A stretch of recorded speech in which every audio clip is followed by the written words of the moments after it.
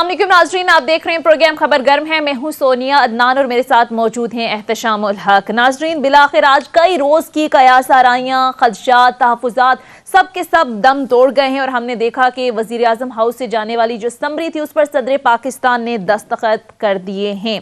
अब general Asim Munir army chief और general Sahir Shamshad Mirza chairman joint chief of staff committee तैनात हो गए हैं। अब जाहिर है इस पर सुबह से ही बड़ी अफवाहें गर्दिश कर रही थी कि सदर पाकिस्तान के पास क्या ऑप्शन हो सकते हैं। बहरहाल ये खुश असलूबी से हमने देखा कि आखिर में मामला मंतकी अंजाम तक पहुंचा। अभी और भी बहुत सारे सवालात हैं कि क्या इस अहम तैनाती के बाद जो एक हिजानी कैफियत थी, जो पॉलिटिकल इंस्टेबिलिटी थी, क्या ये अब थम जाएगी। और इसके साथ साथ इमरान खान साहब के हवाले से जो जाहिर है बड़ी बात हो रही थी कि शायद ये जो समरी भेजी गई है इसको रोक दिया जाए। अब ये मामला चूंकि खुश असलूबी से सर अंजाम पा गया है। ख्वाजा आसिफ साहब ने भी इस हवाले से बात की। उन्होंने कहा है कि सदर साहब की जानिब से जेस्टर दिया गया वो खुशाइंद है।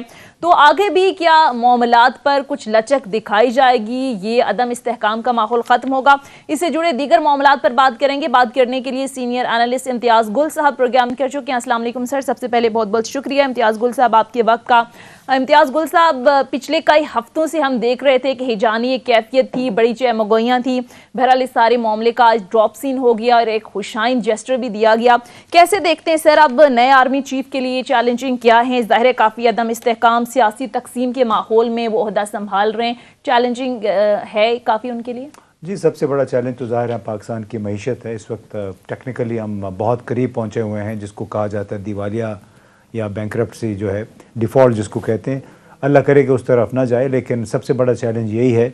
और वो तो मेरा ख्याल है सिर्फ उसी सूरत में निपटा जा सकेगा जब यहाँ पे किस तरीके से तमाम सियासी जमातों को इकट्ठा करके और नए इलेक्शन की तरफ जाए। जो उम्मीद है कि ख़ुद पाकिस्तान की मुसल्लह अफवाज को भी, नए आर्मी चीफ़ को भी इस बात का एहसास होगा कि मौजूदा सियासी अदम इस्तेहकाम का ख़ात्मा सिर्फ उसी सूरत में मुमकिन है जब इस मुल्क की सबसे बड़ी पार्टी जो कि इस वक्त पार्लियामेंट से बाहर है उसके साथ कुछ सलाह मशवरा करके और मुस्तकबिल की राह हमवार की जाए। उसके बगैर मुझे बड़ा मुश्किल लगता है कि अगले 2-3 साल पाकिस्तान के गुजरेंगे कैसे, क्योंकि जो सिग्नल्स हैं बाहर से, IMF को तो एक साइड पे रख लें, तो हमारे जितने भी दोस्त ममालिक हैं, चाहे चीन है, सऊदी अरब है, मुत्तहिदा अरब अमारात है, बज़ाहिर उन्होंने भी नई माली कमिटमेंट करने से इनकार किया या गुरेज़ा हैं। उनका ख्याल है कि पहले पाकिस्तान में इलेक्शन हो जाए, नई हुकूमत आए, तो तब उनके पास उन्हें मालूम होगा कि हमने बात किससे करनी है, उसकी बुनियाद पे मनसूबाबंदी हो सकती है। तो मेरा ख्याल है अगरचे फ़ौज के जो सुबकदोश होने वाले सरबराह ने तो ये कहा है कि फ़ौज ने बिल्कुल फ़ैसला कर लिया है कि हम सियासत से अलग थलग रहेंगे, लेकिन पाकिस्तान जैसे हालात में फ़ौज का बिल्कुल एक अमली किरदार, बड़ा मरकज़ी किरदार है पाकिस्तान की सियासत में, मईशत में, और मुकम्मल तौर पे वो इससे ताइब हो भी नहीं सकते हैं, नहीं होना चाहिए। अलबत्ता जिस माजी में जिस अंदाज़ में इन्होंने हुकूमतें चलाई हैं उस तरह अगर चलाते रहे तो ज़ाहिर है फिर आप वही गलती दोहराएंगे जो हम गुज़श्ता 40-50 वर्षों से देख रहे हैं। ठीक है एहतशाम साहब, आप सारी सूरत हाल को कैसे देखते हैं? जनरल आसिम मुनीर को बिलाखिर आर्मी चीफ मुकर्रर कर दिया गया है, एक शानदार एक करियर रखते हैं आसिम मुनीर साहब। अब आगे सूरत हाल क्या लगती है आपको, क्या सिनारियो देख रहे हैं? इमरान खान साहब के हवाले से जो एक तासुर था कि इस्टेब्लिशमेंट के साथ उनका कोई ताल्लुकात में हमने देखा कि कहीं सर्द महरी भी आई। अब आपको लगता है कि आगे मामलात सेटलमेंट की तरफ जाएंगे? सुनिए, अगर आज की आप डेवलपमेंट्स देख रहे हैं, जिस तेज़ी के साथ हमने देखा कि डेवलपमेंट्स हुई हैं, तो तमाम तवक्कुआत और ख़दशात के बरक्स ये दो सीनियर मोस्ट जो जर्नल हैं पाकिस्तान फ़ौज के, काबिल रश कैरियर रखती हैं अपना, जैसे अभी आपने भी कहा, इनकी तैनाती का अमल हो जाना और उसके बाद से आज ही प्रेसिडेंट साहब का लाहौर जाके इमरान खान साहब से कंसल्टेशन करना 50 मिनट के और वापस आ जाना, और वहाँ पे कहा जाता है कि जी आइनी माहिरीन भी थे, उनसे वहाँ से भी मुलाकातें हुई हैं। तो इस सारे प्रोसेस का इस अंदाज से, जिसको खुश उसलूबी के साथ कहते हैं, हो जाना, मेरा ख्याल है ये बड़ा अहम सिग्नल है कि अब शायद मेरा ख्याल है हमारी अशराफिया, हमारी अफवाज पाकिस्तान, हमारे सियासी लोग भी इससे सीखेंगे और ये एक हिजानी कैफियत और ये एक मुश्किल में हम जो गुजर रहे थे वो काम मामला ख़त्म होगा। अब देखें, अब जिस अंदाज से इमरान खान साहब कह चुके हैं, 2 दिन पहले भी कहा, इससे पहले भी कहा कि मेरा कोई ताल्लुक़ वास्ता नहीं है, कोई भी शख्स बन जाए ठीक है, और अभी कहा भी जा रहा है कि उनकी तरफ से भी कुछ स्टेटमेंट आ जाएगा इस हवाले से वेलकम करने का। और आपने देखा चौधरी साहब भी कह चुके थे कि जी थोड़ी देर पहले उन्होंने कहा जी 6-7 के बजे के करीब ये सारा एक नोटिफिकेशन प्रेसिडेंट की तरफ से भी आ जाएगा, वहाँ से डिटेल आ जाएगी। हाँ। तो ये जितनी तेज़ी के साथ सारा कुछ हुआ है, ये सोनिया जो अफवाहें वो दम तोड़ गई हैं। कुछ लोगों का ख्याल है कि गवर्नमेंट के लोग परेशान हुए, उनको लग रहा था कि जी इमरान खान साहब के साथ कन्फ्रंटेशन रहनी चाहिए। और कुछ लोग क्लेम कर रहे हैं, मैं बड़ा हैरान हूँ कि जी इनकी लड़ाई इदारे के साथ जारी रहनी चाहिए थी। इसलिए इसहाक डार साहब ने भी बयान दिया था कि जी अगर इसमें कोई रखना डाला गया सदर साहब की तरफ से तो हमारे पास प्लान बी भी है। देखें अब सोनिया 2 बिल्कुल नए बंदे आ गए हैं, ठीक है, साहिब शमशाद मिर्ज़ा साहब जॉइंट चेयरमैन हो जाएंगे। अब असल रोल जो है ना वो आप देख लें कि आसिम मुनीर साहब का है, जो बाय द वे 3 दफ़ा बात की गई माशाल्लाह, जो मेरा ख्याल है बहुत ही काबिल तहसीन और काबिल रश्क बात है कि जब वो 36-37 साल की उम्र में कर्नल थे और तैनात थे अमेरिका में, अपना सऊदी अरब में, वहाँ उन्होंने अरबी भी सीखी और कुरान पाक भी हिफ्ज़ भी किया। आमतौर पे कहा जाता है कि इस उम्र में हिफ्ज़ नहीं होता, वो बचपन में ही हो जाता है। तो इसका मतलब है बड़ी शार्प मेमोरी और बड़े जिसको कहना चाहिए दिमाग के बड़े ज़बरदस्त बंदे साबित हुए।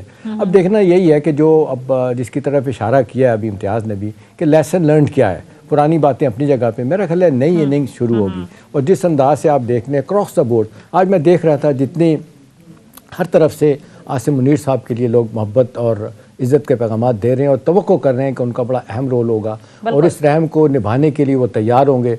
और जो बाजवा साहब ने बातें की उसकी रोशनी में जो इख्तलाफात थे इमरान खान साहब के साथ वो माजी का एक हिस्सा बन जाएंगे। अगली बात तो बहुत अहम है, मेरा ख्याल है सबसे अहम बात यह है कि जी अब क्या होने जा रहा है। मेरा अपना ख्याल है सोनिया के अब दिसंबर का महीना बड़ा अहम है और जो कहने वाले लोग कहते हैं कि शायद अगले इलेक्शन की अनाउंसमेंट भी इसी महीने में हो जाएगी। इसका मतलब है कहीं ना कहीं बातचीत भी हो रही है, गिव एंड टेक भी हो रहा है, अदारे अपना रोल भी प्ले कर रहे हैं। तो मेरा ख्याल है डेफिनेटली आसिम मुनीर साहब आने के बाद इस हवाले से बड़ा रोल प्ले करेंगे। कुछ लोग कहते हैं घर बैठ जाएंगे या कुछ नहीं करेंगे, इस तरह नहीं होता। सारी दुनिया के जो सर्विसेज के लोग हैं उनका कहीं ना कहीं रोल अपना बनता है। अभी जिस अंदाज से वॉर ऑन टेरर में इनका बड़ा रोल रहा है और फिर मुझे कहने की ज़रूरत नहीं, तवातर के साथ आ रहा है, पहले शायद चीफ होंगे जिन्होंने MI और ISI को हेड किया हुआ है और इसके अलावा से आपको कमांडर रहे और पता नहीं कौन कौन सी टॉप पोजीशन जो उन्होंने काम किया। लिहाजा इस पे तो 2 राय नहीं है, सीनियर मोस्ट हो गए, कोई कंट्रोवर्सी नहीं होगी जी मेरा नहीं लगाया आपका नहीं लगाया, ये बातें होती रहेंगी। अहम सवाल इस वक्त है जी वे फॉरवर्ड क्या। वे फॉरवर्ड यही लग रहा है कि इनके आने के बाद सिविल मिलिट्री तल्लुकात जो है ना वो बेहतर होंगे और फिर एक नई शुरुआत होगी। और जो बार बार बात की जा रही है कि जी ठीक है इंटरवेंशन नहीं होगी, अब देखना ये कि सियासी लोग इम्तियाज़ अपना रोल कैसे निभाएंगे। क्या ये वो 90s की दहाई से बाहर निकलेंगे जो निकल गए थे दोबारा से वापस आ गए हैं, क्या ये पीछे मामला चला जाएगा और ये सोचेंगे कि इस मुल्क जिस दहाने पे खड़ा हुआ है खुदा ना खास्ता अगले चंद दिनों में चंद हफ्तों में अगर बेटर सेंस प्रिवेल नहीं करती सब पॉलिटिकल लोगों के दरमियान तो हालात बहुत ख़राब होंगे। ठीक है। अच्छा इम्तियाज़ गुल साहब, गुज़िश्ता रोज़ भी हमने देखा कि कमर जावेद बाजवा साहब ने कहा कि हमारी फ़ौज पर तनकीद की एक बड़ी वजह सियासत में गैर आइनी मुदाखलत है, जो कि उन्होंने कहा कि पिछले साल फरवरी में हमने डिसाइड कर लिया कि किसी तरह की कोई मुदाखलत नहीं होगी। लेकिन सर आपको लगता है कि दहाइयों से चलती आ रही जो रवायात हैं उनसे दूर रहना अब आसान होगा? नहीं, केवल तो बात यह कि जब जनरल बाजवा ने कोई इंकशाफ तो नहीं किया तो सबको पता था कि उनका क्या किरदार रहा है। दूसरी बड़ी बात कि वो कहते हैं ना कि खून मुंह को लगा होता है, तो एक आदत एक माइंडसेट तो बना हुआ है इस इदारे का।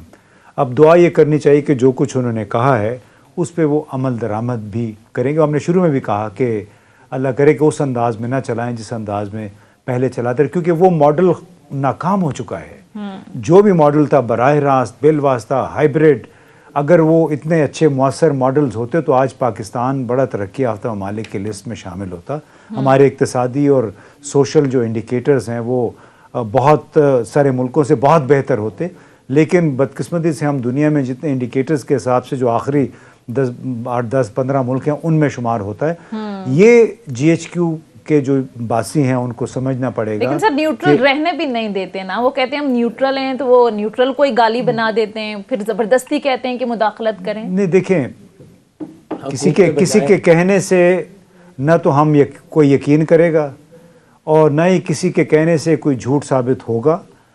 आपके अमाल बताएंगे कि आप किस हद तक न्यूट्रल हैं, किस हद तक पाकिस्तान और मुसल्लह अफवाज के मफाद में आप आगे बढ़ रहे हैं।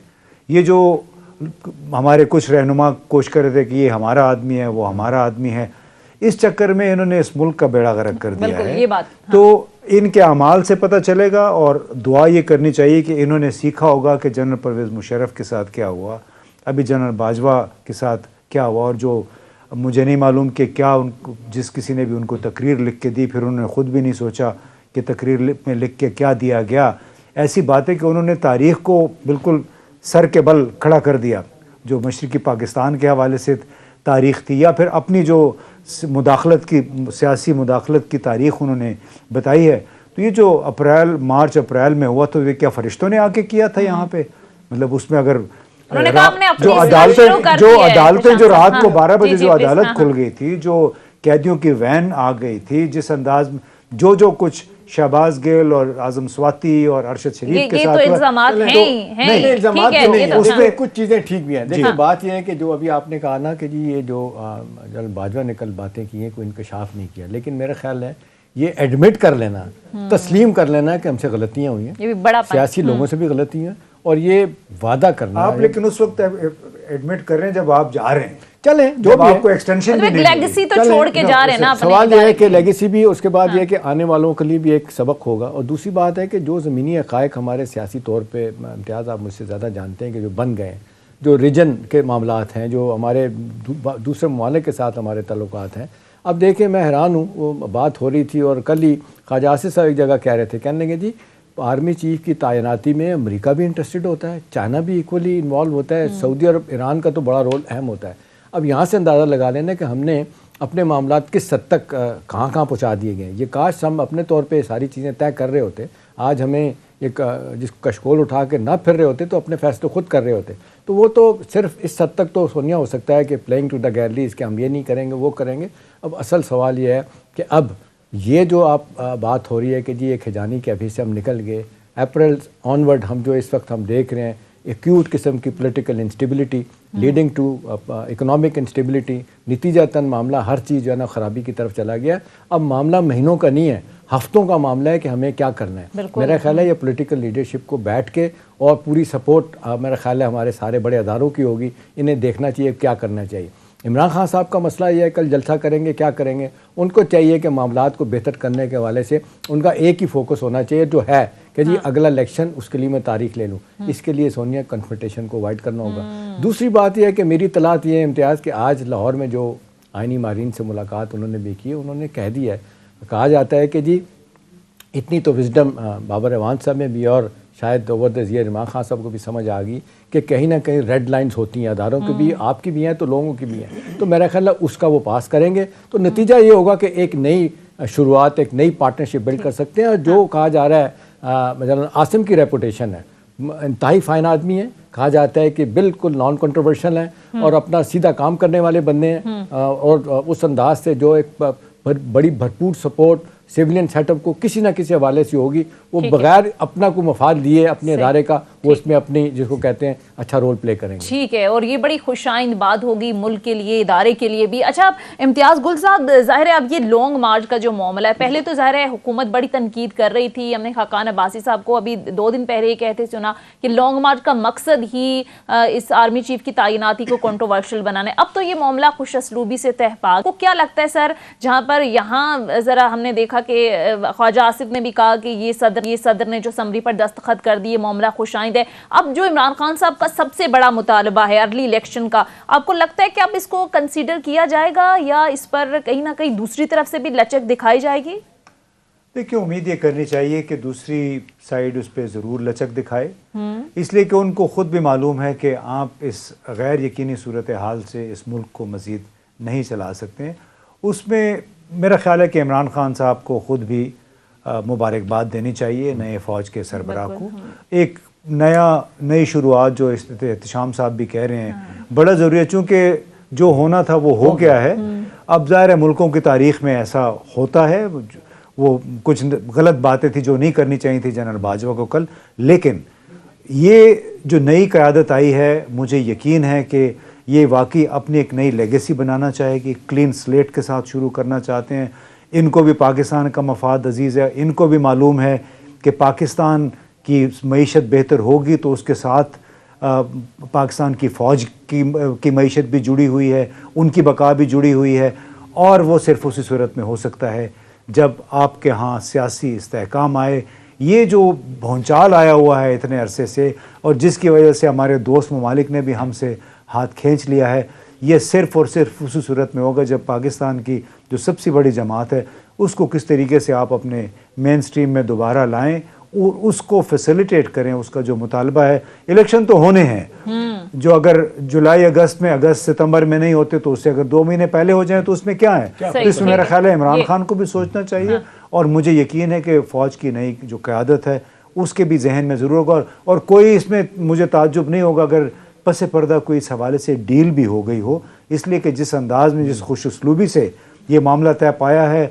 और अगले 3-4 दिन तक जो हैजान होना था वो टोटल खत्म हो गया, एक एंटी क्लाइमेक्स हुआ है। तो मेरा अपना ख्याल है कि हो सकता है कि पस पर्दा कोई इस हवाले से डील हुआ। शाम साहब, आपको भी ऐसा ही लगता है? देखिए, जो जिस स्मूथ तरीके से अब मैं देख रहा हूँ कि ये ट्रांजिशन हुई है और जिस तरीके से लगता है कि अगले 2 दिन में चेन ऑफ कमांड भी हो जाएगी, मुझे नहीं अंदाज़ा था, दयानतदारी की बात है, मेरा नहीं ख्याल था इम्तियाज़ कि आज सारा काम इतनी आसानी के साथ हो जाएगा।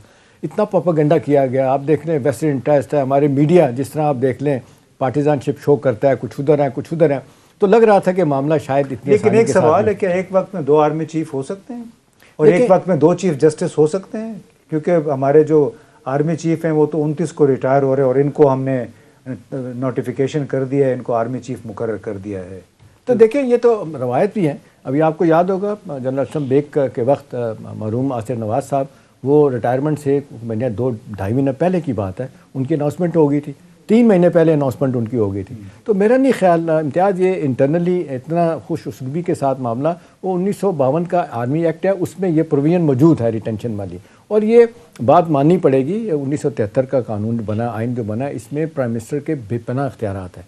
दुनिया की कोई ताकत उनके इख्तियार को नहीं ले सकती कि अपॉइंटमेंट उन्हें नहीं करनी है, चाहे कुछ भी हो जाए। मेरे लिए जो अच्छी बात है इम्तियाज़ के, हम जिस कन्फ्रंटेशन के माहौल में चल रहे थे, मुझे लगता था कि खुदा ना खास्ता एक ही बड़ा अदारा रह गया है, राइटली और रॉन्गली, विटिंग और विटिंग नहीं, ये अदारा भी खुदा ना खास्ता इतना कंट्रोवर्शियल ना हो जाए कि हमारे मामलात कहाँ से कहाँ चले जाएँ। अच्छी बात है, सब लोग तवक्को कर रहे हैं और जिस तरह तवक्को ख़ास तौर पे की जा रही है जनरल आसिफ मुनीर साहब से कि उनको भी जिस तरह आप सोच रहे हैं वो भी पाकिस्तानी है, मुहब्बत वतन है, हम बाय द वे सारे मुहब्बत वतन है, खुदा का वास्ता है ये इस बहस को ख़त्म कर दें। ये गद्दारी और मुहब्बत वतन और गैर मुहब्बत वतन के चैप्टर क्लोज करने चाहिए। और मेरा ख्याल है जहाँ अब आप बात करते हैं जनरल बाजवा ने ये किया वो किया, मेरा ख्याल है इमरान ने भी कम नहीं किया। जो खिताबात दिए गए, जिस अंदाज से उनको नाम दिए गए, मैं वो रिपीट भी नहीं करना चाहता। देखें ना, ये भी अपने सिर्फ और सिर्फ अपने सियासी आदाब पूरा करने के लिए आप एक ऊपर वाले बंदे को इस तरह टारगेट करें। सब लोग यही बात करते हैं कि ये बातें भी आप अचीव कर सकते हैं, तरीके से अचीव कर सकते हैं, बातचीत का दरवाज़ा खोलें। और इमरान के लिए सोनिया एक ही बात है, मेरा ख्याल है उनको ये तजर्बा हो गया है कि उन्होंने जिस तरीके से अपने मामलात चलाने के लिए भरपूर सपोर्ट जनरल बाजवा से ली थी, अब उनको चाहिए कि ये सपोर्ट पॉलिटिकल लोगों के साथ लें, मतलब तारीख ही लेनी है। मैं तो कहूँगा तारीख लेने के लिए जब वो कहते हैं आए हमारे साथ बैठें, आप कहते हैं मैं नहीं बैठूंगा, भाई लोग इसको देख रहे हैं। आप बार बार आपके दिमाग में, मुझे नहीं समझ आती किस बंदे ने दिमाग में डाल दिया कि तुम्हारा वोट बैंक ख़राब होगा, पॉलिटिकल कैपिटल ब्लीड करेगा जिस दिन तुमने शहबाज शरीफ से हाथ मिला लिया। भाई दुनिया में ऐसे नहीं होते, वर्स्ट एक दूसरे के दुश्मन जो है ना वो भी हाथ मिलाते हैं। सियासत में रवादारी से काम लेना पड़ता है और फिर आपके अहदाफ जो है शॉर्ट टर्म हो लॉन्ग टर्म हो, ये हो नहीं सकता कि मुसलसल आप तसादम और टकराव की पॉलिसी इख्तियार करें और फिर सारे लोग आपके कहें कि आपकी फेवर में बात करेंगे। तो मेरा ख्याल है ये 2-3 दिनों में इमरान साहब का जो रवैया तब्दील हुआ है काबिल तहसीन है। और जो इम्तियाज़ बात करें बड़ी अच्छी बात है, उन्हें चाहिए कि मुबारकबाद का पैगाम भेजें।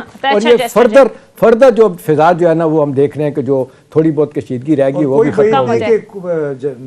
फौज के सरबराह उनको फ़ोन करके उनका हाल अहवाल पूछ लें कि आपको गोली लगी थी, अगर ये भी हो जाए तो इससे बहुत बड़ी डीएस्केलेशन हो जाएगी। बिल्कुल। अच्छा इम्तियाज़ गुल साहब, अभी जिस तरह से एहतशाम साहब ने भी बात की कि रवैये में थोड़ी सी लचक देखी हमने खान साहब के, चाहे जो अमरीकी साजिश का बयानिया और जिसमें उन्होंने कहा it's over and it's behind me, अब हमें आगे चलना चाहिए। फिर स्टैब्लिशमेंट के हवाले से भी जब उनसे सवाल है, उन्होंने कहा कि चले मान लेते हैं कि हुकूमत नहीं गिराई तो रोक तो सकते थे, तो कहीं वो जो सख्त मौक़िफ़ था उसमें लचक देखी गई है। तो आपको लगता है कहीं ना कहीं इदराक हो गया है कि अमेरिका से लड़ाई या फिर स्टैब्लिशमेंट से लड़ाई करके उन्हीं का अपना ही नुकसान हो रहा है?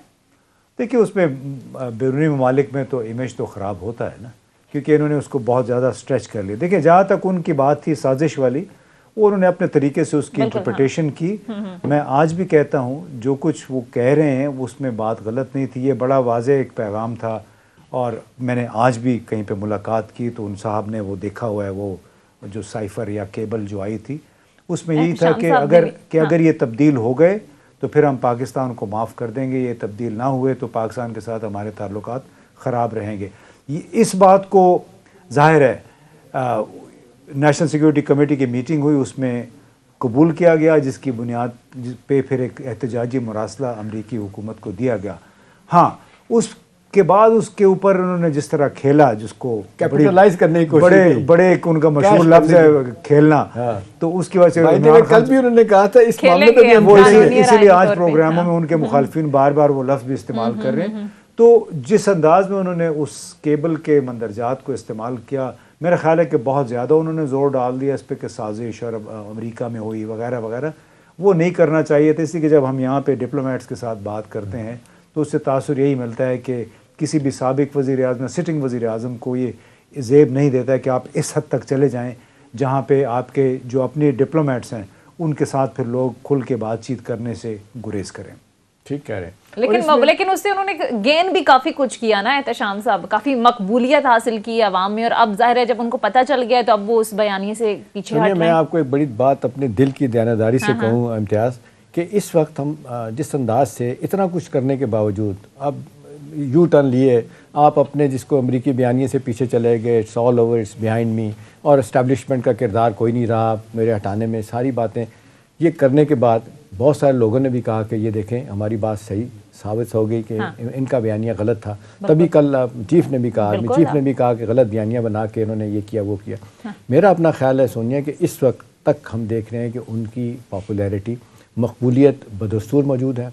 और मेरा अपना ख्याल है कभी कभी जो मुझे ख़तरात भी लगते हैं, मुझे फिर भी लगता है इस बात का कि इमरान खान साहब इतने ज़्यादा अपने उन बातों को लेके आगे ना जाएं जो उनको आने वाले दिनों में इलेक्शन जितना मुमकिन नजर आता है नामुमकिन बन जाए। लेकिन अब लोगों का भी रवैया भी है ना, लोगों का रवैया, उनको चाहिए कि अब ये सारे माहौल से फायदा उठाएं। उनको चाहिए कि ये जो माहौल बना है, इधर फौज की एडमिनिस्ट्रेशन तब्दील हुई है, अब पॉलिटिकल लोगों के साथ क्या सिनर्जी बननी है, उन्हें चाहिए कि जी सारा फोकस जो मैं बता रहा हूँ, मुझे पता चला है कि दिसंबर का महीना अनाउंसमेंट का हो सकता है, इसको करीब लाएं और जितनी जल्दी इलेक्शन जीत सकते हैं लें। दूसरी तरफ PMLN वाले, उनको बड़ा ज़बरदस्त तरीके से इम्तियाज़ इदराक है PDM वालों का कि हमने 8 महीने में झक मारी है, कुछ नहीं हुआ, हमारा बयानिया नहीं बिका, हम कुछ नहीं कर सके, पॉलिटिकल फायर फाइटिंग करते इमरान के हमें नुकसान हुआ।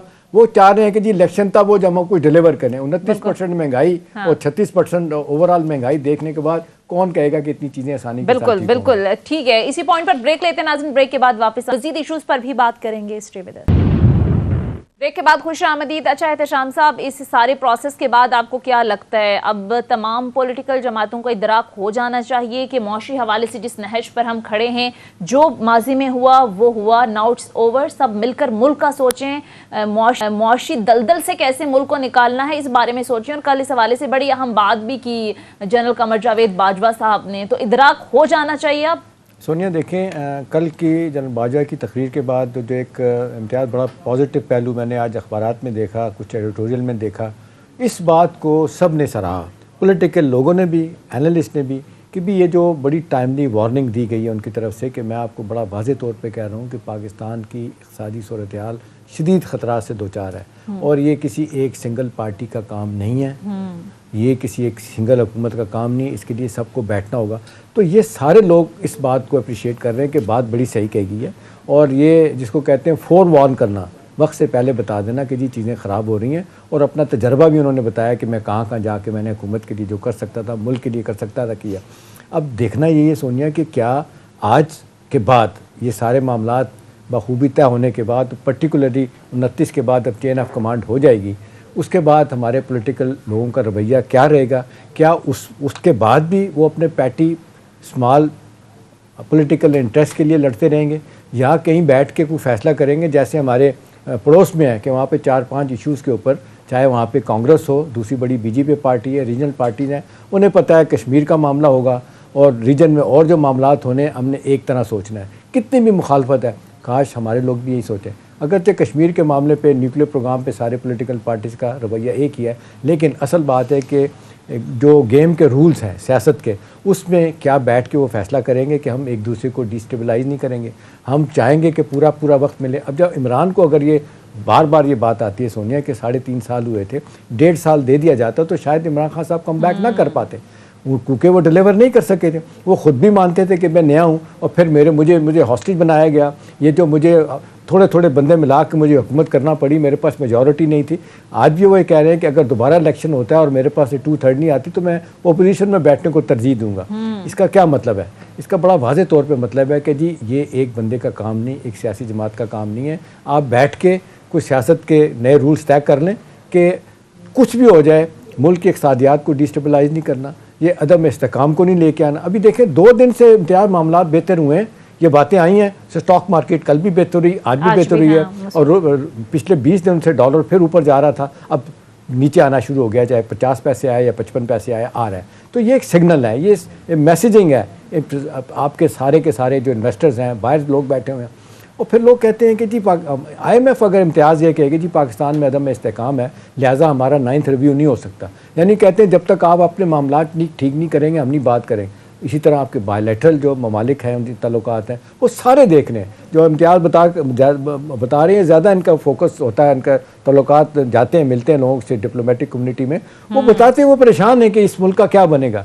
तो मेरा ख्याल है सोनिया, उनको परेशान होने के बजाय हमारी सियासी शराफिया, पॉलिटिकल पार्टीज, हमारे अदारों को बैठना चाहिए, सोचना चाहिए कि नाउ और नेवर वाली बात हो गई है। अब इसमें 2 राय नहीं है। हमारे डॉक्टर साहब मुझे अक्सर कहते हैं, अक्सर साहब कि यार आप सारे बड़े सिनिक हो जाते हैं, ऑप्टिमिस्टिक नहीं रहते। मैंने कहा जी हम नहीं रह सकते ऑप्टिमिस्ट, हमें पैसिमिटी रहना है। उसकी वजह है कि रोज़ाना की बुनियाद पर हम देखते हैं कि सूरत किधर जा रही है। तो मेरा ख्याल है कि लोगों को चाहिए, ये सियासी लोगों को चाहिए कि आएँ, बैठ के तय करें चीज़ें और ये फैसला करेंगे जी हर बंदा जो है ना, हर हुकूमत अपना टेन्योर पूरा करेगी, इलेक्शन वक्त पे होंगे, और फिर जो भी सियासी लड़ाइयाँ हैं वो आप लड़ेंगे जब नया इलेक्शन शुरू होगा, इलेक्शन के दिन जाकर बातें करेंगे। तो मेरा ख्याल अब यही एक मैसेज है सारी दुनिया के लिए भी, सारी दुनिया का हमारे लिए, कि अपने घर को ठीक करें, अपने घर के मामला ठीक करें, और सबसे ज़्यादा अपनी इकोनॉमी को ठीक करें। अपने पाँव पे खड़े होंगे तो चीज़ें बेहतरी की तरफ बिल्कुल, ये बहुत ज़रूरी है। इम्तियाज़ गुल साहब, ये जो एहतशाम साहब बात कर रहे हैं, इसी को आगे बढ़ाएं। और दूसरा सर, इमरान खान साहब अर्ली इलेक्शन का मुतालबा कर रहे हैं। फ़र्ज़ कर लेते हैं कि इलेक्शन हो जाते हैं, वो जीत कर आ भी जाते हैं, तो क्या मुख्तलिफ कर लेंगे सर? अब मुआशी सूरत हाल की जिस दलदल में हम फंस चुके हैं, अब वो कैसे एकदम से मुल्क को इस सारी सूरत हाल से निकालेंगे? फिर अमेरिका के हवाले से जिस तरह से उनका पूरा एक बयानिया रहा, हमारी जो मुआशी इस वक्त सूरत हाल है, हम डिपेंड करते हैं, जितना मर्जी आप तनकीद कर लें, हम कहीं ना कहीं उन पर डिपेंड करते हैं। तो कैसे सूरत हाल को ये बेहतर कर सकते हैं? देखिए, पहले तो जितनी हमारी सियासी और फौजी अशराफिया है, इन्हें कौम को ये लेक्चर जो देते हैं ना, सादगी के, ईमानदारी के, इंटेग्रिटी के, इन लेक्चर से ज़्यादा इनको खुद ये तमाम चीज़ें अपने ऊपर उसका इतलाक़ करना पड़ेगा। अब देखें ना, बड़े बड़े हमने बातें सुनी, एहतशाम साहब ने भी सुनी होंगी, फिर आपके कभी प्रॉपर्टी के मामलात आ जाते हैं, टैक्स के मामलात आ जाते हैं, लोगों को आप कहते फिर रहे हैं कि सादा ज़िंदगी गुजारें, लेकिन पता चलता है कि आपके अरबों रुपए के असासे बन गए। जिसके भी हों, कोई एक यहाँ पे शख्स नहीं है, बल्कि दर्जनों या सैकड़ों ऐसे हैं कि जब हुकूमत मिलती है, एक तो इख्तियार जब मिलता है, उसके बाद मालूम नहीं क्या ऊपर से नोट बरसना शुरू हो जाते हैं। हाँ। कि आपके असासे 4, 5, 10 गुना, 20 गुना बढ़ जाते हैं 2-3 साल के अंदर अंदर। तो जब तक ये गंद, ये करप्शन की जो टेंडेंसी, रुझान जो है कि आप जब इक़्तिदार आपको मिला और आपने अपने खाते भरने शुरू कर दिए, उस वक्त तक हमारी मईशत का कोई हाल नहीं है, ना ही कोई हम पे एतबार करेगा। इसलिए कि आपने देखा होगा कि अक़वाम मुत्तहिदा ने हमारे लिए जो 900 साढ़े 900 मिलियन डॉलर की अपील जारी की थी, उसमें से 200-250 मिलियन डॉलर बमुश्किल अभी तक कमिट हुए हैं। दिए किसी ने नहीं, कोई देना ही नहीं चाहता, आपको कैश कोई नहीं देना चाहता। उसकी वजह यह है इतबार नहीं वो, क्योंकि वो सिंध में जाके वो देखते हैं, फिर बलूचिस्तान में ये लोग जाके देखते हैं कि जो इमदाद के पैसा आता है, जो कर्जा भी आता है, वो खर्च कैसे हो रहा है, कहाँ पे हो रहा है। वो जब डांडे में लाते हैं तो पता चलता है किसी का लंदन में कुछ निकल आता है, किसी का न्यूयॉर्क में, किसी का फ्रांस में कुछ निकल आता है। तो जब तक ये लूट मार जो है, अवामी वसाइल की लूट मार का सिलसिला ख़त्म नहीं होगा, जब तक हम प्लाटों की और कमर्शियल प्लाजास की और बड़ी बड़ी जायदादों के चक्रों में फंसे रहेंगे, पाकिस्तान ऐसे। इसमें इम्तियाज़ एक और चीज़ ऐड कर दें, देखें अभी नैब लॉ को आप देख लें, ओरिजिनल देखें, फिर जिसको तब्दील किया था बाद में, खूबसूरत लॉ है, करप्ट प्रैक्टिसेस को रोकने के लिए सोनिया इससे अच्छा लॉ नहीं है। दुनिया के बहुत से लोगों ने इसको अप्रिशिएट किया, लेकिन आप देख लें डे वन से ये पॉलिटिकल विक्टिमाइजेशन के लिए इस्तेमाल हुआ, पॉलिटिकल इंजीनियरिंग के लिए इस्तेमाल हुआ, अपने ओपोनेंट्स को फिक्स करने के लिए इस्तेमाल हुआ। फिर आपने आखिर में देख लिया क्या हुआ। ये हुकूमत आई है, वो सारी चीज़ें जिन्होंने खुद बनाई थी, अमेंडमेंट भी की थी, PMLN टॉप पे शामिल थी, आगे थी, उन्होंने कहा यार ऐसे तो मारेंगे, आहिस्ता आहिस्ता करके सारी चीज़ें उन्होंने तब्दील करनी। और इसमें आप देख लें, सबको रिलीफ भी मिल लेटेस्ट गया। आप देख लें, सबसे बड़ा रिलीफ इसाक डार साहब को मिला कि जी आमदन से ज़ायद असासों में, वो कहते जी, जज बशीर साहब कहते जी वो तो मेरे हाथ ही कुछ नहीं है, ला ऐसा आ गया, हम कुछ नहीं कर सकते। इमरान खान साहब रोते रहे कि जी 1100 अरब की करप्शन, 200 लोग छूट के चले गए। बात यह है कि वो नैब का लॉ उसको सही दयानतदारी के साथ उस पर अमल दरामद होता है, जिसको सुप्रीम कोर्ट ने भी कई दफ़ा कहा है कि दयानतदारी से होता तो शायद नहीं। लेकिन एहतशाम, आप मुझे ये बताएं, कानून जितना मर्जी अच्छा हो, अगर आप एक गंदे निज़ाम में, गंदे अदालती निज़ाम में हैं, जहाँ पे तमाम लोग आपस में मिल मिला के जो बड़े जिन लोगों के ऊपर इल्ज़ामात लगे होते हैं वो ख़रीद लेते हैं, वकील को ख़रीद लेते हैं, सरकारी वकील को ख़रीद लेते हैं, उस पे कहाँ पे आप मुझे किसको पकड़ पाएंगे आप? यानी इन्होंने जो भी किया होता है, अक्सर जो होता है वाइट कॉलर क्राइम होता है।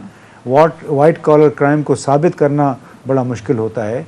तो उस मेरा तो अपना ये ख्याल है कि आप जो कुछ माजी में हुआ, ये हमने इमरान खान साहब से भी कहा था कि जो माजी में हो गया है, हो चुका है, उसको आप कभी आपको, और वही हुआ जो उनको कॉशन भी किया गया था कि आप ये ट्रक की बत्ती है, एसेट रिकवरी जो है कि जो बाहर असासे पड़े हैं वो आप लेके आएंगे, इसको छोड़ दें।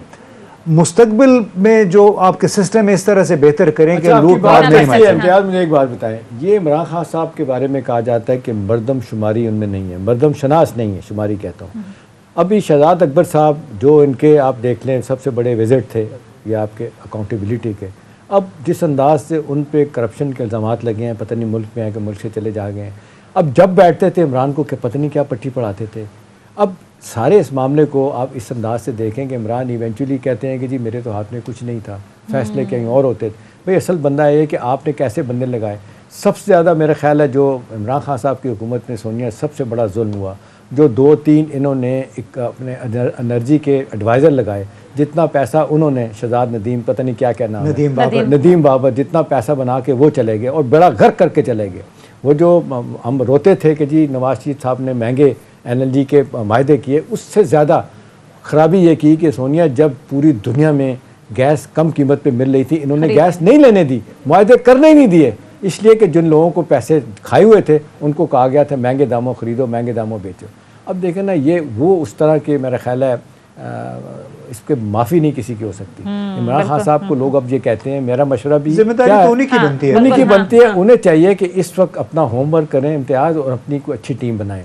देखिए आप पहला ही इंप्रेशन कि आपने जिसको तैयार किया सद उमर साहब को, आपने 1 साल भी नहीं चलने दिया, उनको तब्दील कर दिया, इल्ज़ामात लगे, फिर उसके बाद जो भी आया कहा जाता है उधर से भेजा गया, इधर से भेजा गया। अपनी टीम बनाएं और उनको फोकस करना चाहिए कि जब उनको पता चल रहा है कि अगली इलेक्शन में उनके जीतने के चांसेस हैं, वो गलतियां ना दोहराएं। लोग उनको ना कहें 3-3.5 साल बाद वही इल्ज़ामात लगें जो आज लग रहे हैं। तो मेरा ख्याल है कहीं से सोनिया शुरुआत करनी पड़ेगी, और अगर नहीं करेंगे तो मेरा ख्याल है फिर वही हाल होगा, फिर ओपोनेंट्स उन पे वही इल्ज़ाम लगा रहे होंगे। हाँ, वैसे जितना भुगता है और जिस तरह की गलतियों का एतराफ़ भी किया है, इम्तियाज़ गुल साहब, आपको लगता है कि नेक्स्ट अगर कहीं गवर्नमेंट में आते हैं तो ये इन गलतियों का अजाला होगा, इदराक हो गया होगा किसी हद तक?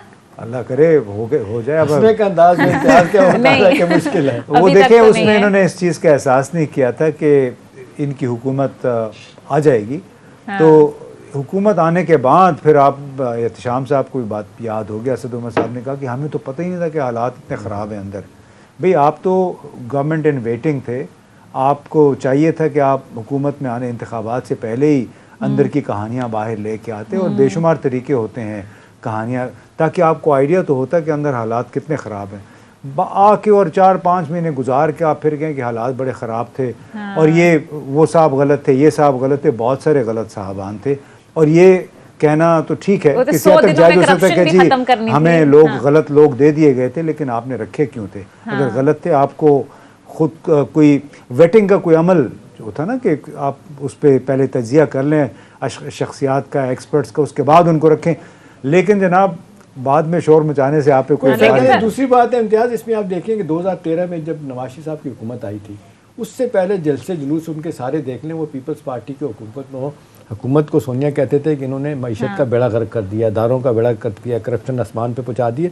और फिर बार बार एक बात नवाज शरीफ साहब कहा करते थे कि हमारे पास सारे एक्सपर्ट की बड़ी शानदार टीम है, हम कॉमर्स में, फाइनेंस में और एग्रीकल्चर में और प्रोडक्शन में ऐसे लोगों को लेके आएंगे। हम जो ही आएंगे, हमारी सिफारिशात तैयार हैं, आते ही हम उस पर अमल दरामद करेंगे और मुल्क पता नहीं कहाँ से कहाँ चला जाएगा। हाँ। उसके बाद मुझे याद आता है, एक काशिफ अब्बासी ने प्रोग्राम किया था, उन्होंने कहा कि जी पहले स्टेटमेंट उनके नवाज शरीफ साहब के सारे दिखाए कि जो कहते रहे कि जी हमारी टीम तैयार है, ये है। हाँ। और फिर उनका बयान दिखाया कि जब वो इलेक्शन जीत गए, प्राइम मिनिस्टर बन गए, और फिर वो तकरीर करते हैं कौम से खिताब में, कहते हैं हम इख्तिदार में आ गए हैं, मैं कौम से अपील करता हूं कि मुझे अपनी आरा से आगाह करें कि इस मुल्क को कहाँ लेके जाना है। अब मुझे बताएं कि अब इस तरह चीज़ें तो नहीं ठीक होती ना, तो बेहतर यही है कि अब वो लेसन लर्न ये होना चाहिए कि इमरान साहब के 3.5 साल उन्होंने बड़ी मुश्किल में गुजारे हैं। उन पे इल्ज़ामात, उनके ख़ानदान पे इल्ज़ामात, गलत या सही मैं नहीं कहता, उनको नज़र रखनी होगी। अब ये नहीं होगा, कुछ लोगों का ख्याल है कि जी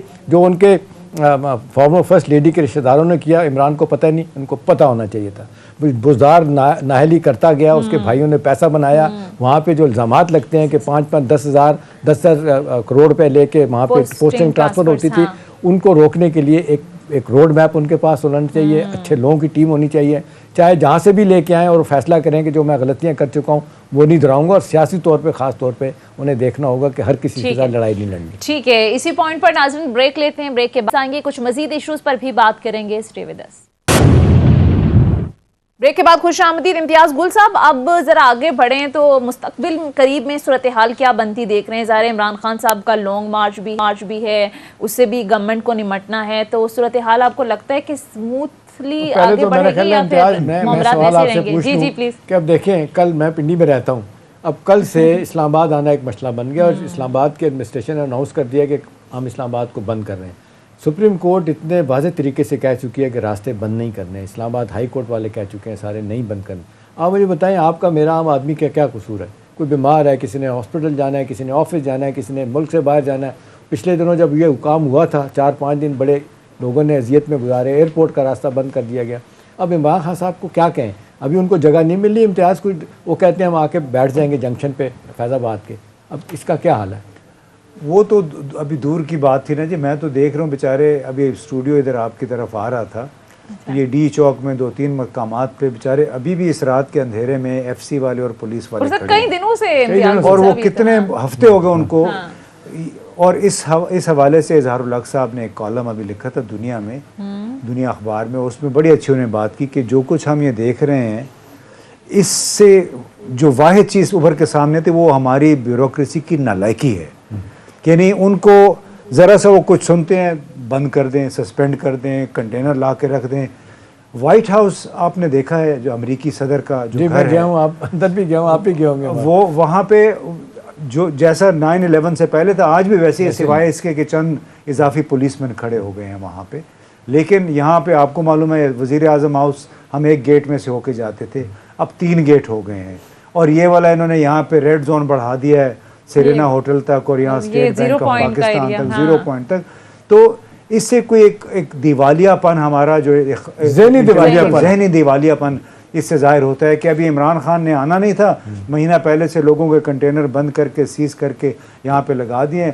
अब पता नहीं कितने करोड़, हो सकता है 1 अरब तक बात पहुँच जाए, करोड़ रुपए सिर्फ इसके किराए में लग रहे हैं। न जाने 40 करोड़ पे इनिशियली मंजूर हुआ था जी सारे काम रोकने, वो फूंक गया होगा जी, अब वो आधे तो खाए गए होंगे। तो आपने पूछा कि हालात बेहतर होंगे, अल्लाह दुआ करनी चाहिए। हमारा मुल्क है, हमारे गरीब आवाम अक्सरियत जो है उनके मफादात का मसला है, महंगाई है।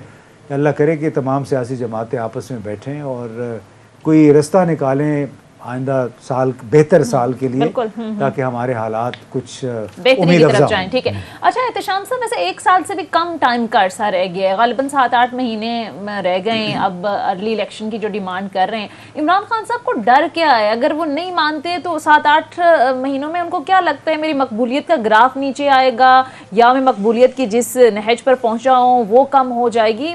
अगर हुकूमत नहीं मानती तो इमरान खान साहब सरेंडर कर लें। उनके 2 इशूज़ थे सोनिया, वो माने ना माने, एक इलेक्शन था, दूसरा आर्मी चीफ की तैनाती के हवाले से वो बड़ा वाज़ेह तौर पे, अब तो कहने वालों ने ओपनली कहा, फैज़ हमीद साहब उनके कहा जाता था कि वो उनके कैंडिडेट थे, अगरचे उन्होंने एक अगले दिन भी कहा कसम उठा के कहा कि मेरा कोई नहीं है, हमें चलें यकीन करना चाहिए, कसम के बाद तो बात नहीं होती है। और शेख ऋषि साहब तो कह चुके हैं, उन्होंने कहा कि मैं वज़ीर में हूँ, अल्फन कहता हूँ कि अगर उन्होंने लगाना होता तो वो जनरल सरफराज को लगाते जो शहीद हो गए बलूचिस्तान वाले। चलें इन बातों को छोड़ देते हैं सोनिया, लेकिन सारा उनका फोकस रहा कि जी अप्रैल अप्रैल अप्रैल, क्योंकि अप्रैल में फैज़ साहब ने रिटायर होना है, उससे पहले सारी चीज़ें हों, तो दायरा कहीं ना कहीं किसी का इंटरेस्ट था। और फिर 20 नवंबर से पहले जब उनको कहा गया था कि जाना है, वो कहते नहीं 20 नवंबर तक उनको रहने दें एज DGISI। तो ये एक उनका मसला था, वो ख़त्म हुआ। दूसरा मसला था इलेक्शन। देखें अब वो तो अब बात ख़त्म हो गई, चाहे किसके फेवर में जाती है नहीं जाती, नए चीफ़ अपना रोल प्ले करेंगे। मेरा ख़्याल है उन्हें भी बार बार बात आती है, बिल्कुल मसाइल का इदराक है, उन्हें नेशनल इंटरनेशनल चैलेंजेस का एहसास है, लेकिन पॉलिटिकल लोगों का सोचना होगा, और ख़ास तौर पे इमरान खान साहब को, कि भाई किसी तरीके से गिव एंड टेक करें, डायलॉग में जाएं, बैठ के कुछ के लिए मेरा ख्याल है कहा जाता है। वो उनके लोगों से हमारी बात हुई, वे कहते हैं कि जी हमारे लिए मसला नहीं है, अगस्त से अब चलें 2-3 महीने पहले पीछे आ जाते हैं। ये जो कह रहे थे जी नवंबर दिसंबर जनवरी फरवरी में आ जाएँ, अप्रैल में आ जाएँ, तो मेरे ख्याल है एक जॉइंट जिसको कहते हैं एक पॉइंट हो सकता है, कंसेंसस हो सकता है। उसके लिए उनके लिए ज़रूरी है सोनिया कि अपना जो एक बनाया हुआ है ना कि जी मैं उससे बाहर नहीं निकलूँगा, मैं इनसे बात नहीं करूँगा, मुझे कोई और इलेक्शन की डेट लेके दे, उनको इस हिसार से निकलना होगा, तभी मामला लेकिन एहतियाम साहब ज़ाहिर है मुआशी सूरत हाल को भी बड़ी अच्छी से देखते हैं, तो इमरान खान साहब बिलफर्ज गवर्नमेंट में आ जाते हैं तो सर क्या मुख्तलिफ हो जाएगा, अवामी मुश्किलात कम कर सकेंगे वो? देखें सोनिया, परसेप्शन कहते हैं ना, बहुत अहम होता है रियलिटी से। अब देखें जिस तरीके से हमारी इकॉनमी जिस तरह वेस्टर्न और अमेरिकन मॉडल पे बनी हुई है कि उनकी सपोर्ट हमें मिलती है तो हमारी चीज़ें ठीक होती हैं, हमें उनके साथ ताल्लुकात बेहतर करने की ज़रूरत है। और उससे ज़्यादा ज़रूरत है एक लॉन्ग टर्म के बुनियादों पे जो कहा जाता है कि जी एनर्जी सेक्टर बिगेस्ट होल है, जो जिस अंदाज से आप देख लें 1200-1400 अरब रुपया सालाना खर्च हो रहा है इसके ऊपर, चोरी के ऊपर, गैस के ऊपर आप देख लें, थेफ्ट है, बिजली की थेफ्ट है, उसके बाद ट्रांसमिशन लाइन लॉसेज हैं, FBR में रीस्ट्रक्चरिंग नहीं हो सकी। आप देख लें हदफ से 500 पहले फर्स्ट क्वार्टर में $500 बिलियन का शॉर्टफॉल आ चुका है। हमारे इस 7.5 ट्रिलियन का हदफ जो उनका रेवेन्यू का पूरा होगा नहीं होगा, ये वो सारी चीज़ें मुश्किलात हैं। जब अच्छी टीम बनाएंगे, फोकस करेंगे, आके काम करना है। मुझे एक बात कह रही हूँ, मुशर्रफ साहब का याद है, मुझे डॉक्टर इशफाक साहब बताते हैं, वो कहते हैं कि मुझे हर तीसरे दिन मुशर्रफ साहब बुलाते तो 6-6 घंटे बैठ के मुझसे पूछते थे इकोनॉमी समझाओ। और फिर एक दिन मुशर्रफ साहब ने मुझे कहा कि यार हम तो बड़े गलती पे थे, हमारी इकोनॉमी का फोकस इकोनॉमी को ठीक करने का था, हम सियासत में घुसे हुए हैं। काश सारे लोग ये सोचें कि इकोनॉमी ठीक होगी तो सियासत होगी। हटकर मुल्क का भी सोचने। बहरहाल प्रोग्राम का वक्त खत्म हो गया। शुक्रिया सीनियर एनालिस्ट इम्तियाज गुल साहब प्रोग्राम में हमारे साथ मौजूद थे। नाज़रीन ये था हमारा आज का प्रोग्राम, फीडबैक जरूर दीजिएगा। अगले प्रोग्राम तक इजाजत दीजिए, खुदा हाफिज।